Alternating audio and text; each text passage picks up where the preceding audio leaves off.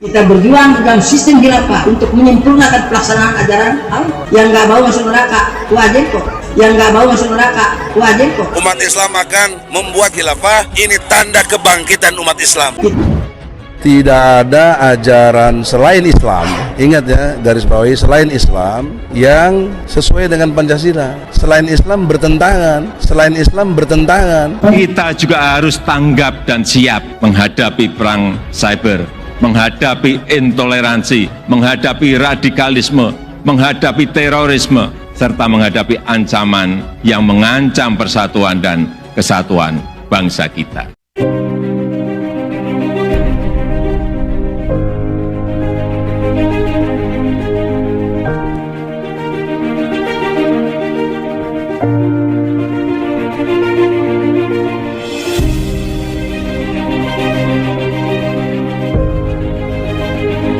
Substansi ajaran dari Pancasila yang pertama, ketuhanan Maha Esa, itu sangat jelas sesuai dengan tauhid dari ajaran Islam. Karena Kristen Trinitas, Hindu Trimurti, Buddha sepengetahuan saya tidak punya konsep Tuhan. Jadi ajaran-ajaran lain yang selain Islam bertentangan di dalam sila pertama. Maka saya sudah ingatkan tadi, maka hukum berlaku, berkekuatan hukum tetap dan mengikat, maka konsekuensi hukumnya ajaran selain Islam harus dibubarkan. Ajaran selain Islam harus dibubarkan.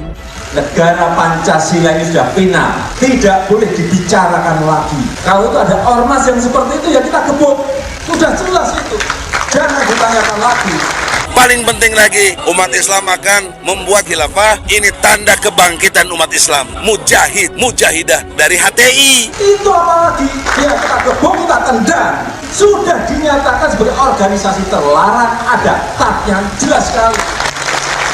Kalau ada yang keluar dari Pancasila, dari Undang-Undang Dasar 45, dari NKRI, dari kebinekaan kita, itu hal yang sangat fundamental sekali. Khilafah itu ajaran Islam. Khilafah itu ada dalam koridor Pancasila. Kita tidak ada lagi sekat dan segala bentuk ormas lainnya. Kita satu umat Islam. Kita hanya berjalan di koridor sami'na wa ata'na, taat tunduk patuh kepada Allah Subhanahu wa taala.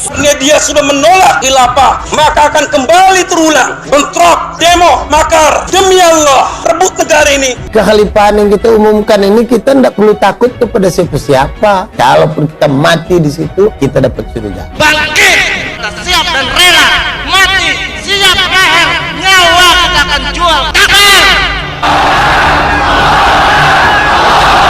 Kita juga harus tanggap dan siap menghadapi perang cyber, menghadapi intoleransi, menghadapi radikalisme, menghadapi terorisme, serta menghadapi ancaman yang mengancam persatuan dan kesatuan bangsa kita. Konstruk jihad itu ada dalam ajaran Islam. Kita mau pakai konstruk damai tapi nggak pernah perang, ya nggak mungkin. Mesti perang dulu. Konstruk jihad itu ada dalam ajaran Islam. Kita mau pakai konstruk damai tapi nggak pernah perang, ya nggak mungkin. Mesti perang dulu. Itulah konstruk jihad. Yang diperangi siapa? Saudara Muslim sendiri. Ini lucu kita lihat, ini jihad apa? Kalau Muslim sama Muslim sendiri pukul-pukulan itu katanya jihad. Saya memahaminya dari surat Al-Baqarah ayat 216, amanu, hajaru, jahadu.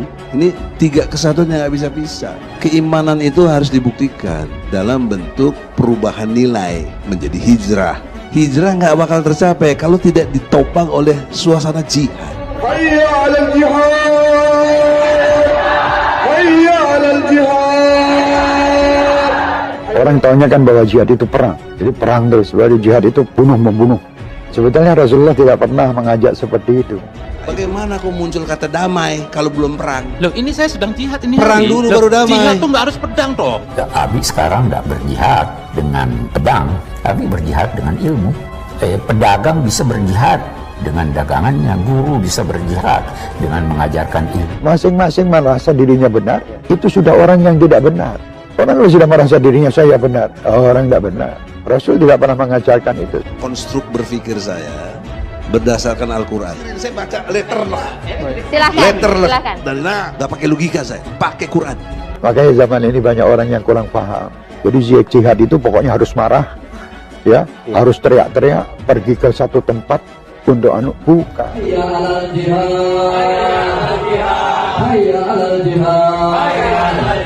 Jihad itu diri kamu dulu, kamu benahi. Setelah kamu bisa membenahi diri kamu, benahilah orang lain seperti engkau membenahi dirimu. Ayat ini udah 1443 tahun lalu, tapi masih aktual hingga hari ini. Nggak mungkin kalau bukan wahyu. Jihad dan nafas itu lebih utama daripada jihad perang-perang itu. Ini kata Rasul. Lah orang sekarang kan maunya perang, bukan perang. Perangi diri kamu waktu kamu ingin perang dan kamu mengatakan orang lain. Yang diperangi siapa? Saudara muslim sendiri. Ini kan kamu jihad kepada orang-orang yang maksiat misalnya. Orang maksiatnya kamu pukuli, kamu bermaksiat, kamu tenang aja begini. Mesti pukul juga diri kamu. Bukan benahi orang lain, kamu pukuli. Tapi ini sama diri kamu tidak pernah pukul sendiri. Kalau kamu tidak ingin memukul diri kamu, jangan pukul orang lain.